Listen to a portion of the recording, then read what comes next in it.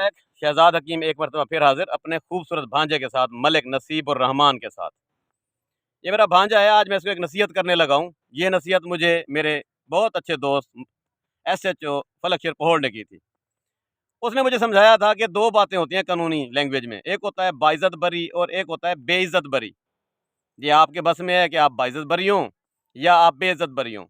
देखें, ये महलों के झगड़े, कभी रास्ते का झगड़ा, कभी कोई मुसल्लत करदा जंग आपके गले किसी वक्त भी पड़ सकती है।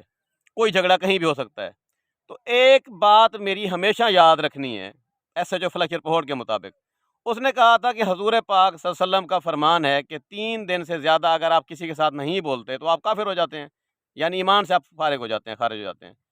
उस साइंस को, उस बात को किसी ने फोकस नहीं किया, किसी ने सीरियस नहीं लिया। होता क्या है हमारे यहाँ कि लड़ाई झगड़ा हुआ है, मुकदमेबाजी हुई है, और एक फरीक ने तो चलो जो किया सो किया, दूसरा फरीक क्या करता है, वो भी उसने भी अपनी बंदूक में 2 गोलियां डाली होती हैं कि मैं भी इसको देख लूंगा, और वो चलती है मुकदमाबाजी, चलती चलती चलती चलती कई साल बाद बरी दोनों होते हैं, बेइज्जत बरी होते हैं।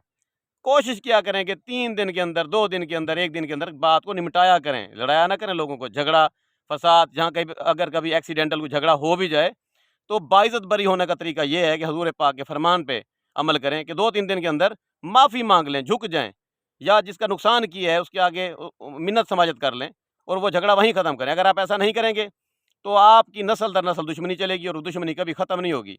आप बरी हो जाएंगे, बेइज्जत बरी होंगे।